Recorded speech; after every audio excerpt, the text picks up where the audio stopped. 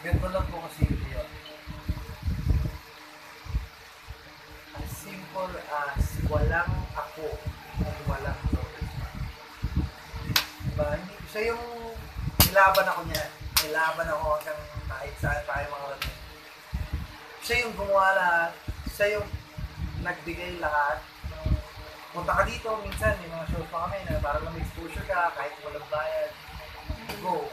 So, kung tatanungin po ako kung nakatulong ba siya or ano ang mga naitulong niya sa career ko, I think everything na nangyayari sa akin mo. So, because of, especially my family, my loved one. Pero, hindi ko yan iiwan kahit anong, kahit sino pa yan. Go, lalaban tayo. That's it. Talagang yung in-imagine mo ba na this far, meron kang magiging brand mo na yun, katulad mo, na-associate ka dun sa originally na yung kanta mo, tumatak talaga sa tao, yung masakit na masakit. Siguro sabi ko nila, parang okay nga din daw talaga sa akin yung mga sakit na kanta. Ako, kung ano naman, kung ano lang po yung makanta sa akin, you know? Pero kung ako papipiliin, hirap eh. Pero doon talaga ako pupunta eh, kung masakit talaga. Okay lang po, okay lang sa akin na yun yung branding ko na parang lahat ng mga songs ko. Ano yung pinaka, so ngayong moment na to, medyo tumatak sa'yo na tugot ba?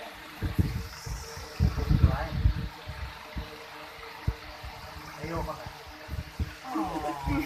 Yun talaga. Diba? Masakit yun, makatanggap ka na gano'n. Ayaw mo na. Or kahit saan bagay, diba? Masakit yun, pa. Ayaw niya na. Yung salita na. Yung salitang ayaw.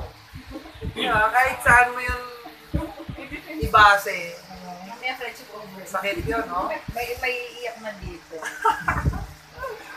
Naiyakan. Ano Trabaho lang. Trabaho lang. Ano masasabi mo na si Vice Ganda, punta siya talaga dito para sa akin. May party ko siya. Yes. Sobrang Basta. special. Siyempre, masarap sa pakiramdam na pinuntahan nga ng Vice Ganda. And sana, sunod-sunod sa mga susunod pang mga concerts or shows na gagawin natin. Sana nandun pa rin siya, more pa.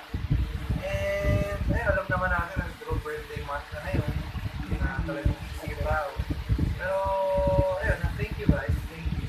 And ayun, sana mas mahaba at mas malaki pa ang pagsamahan natin. Love for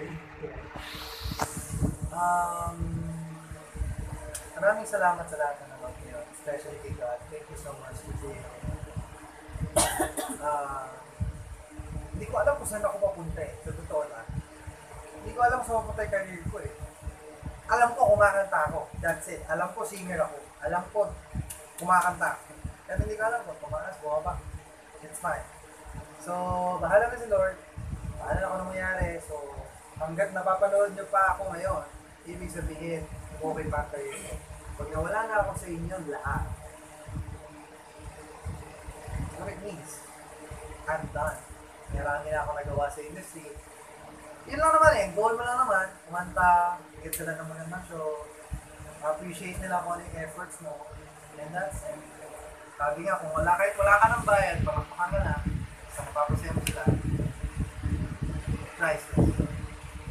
upcoming shows, like ba?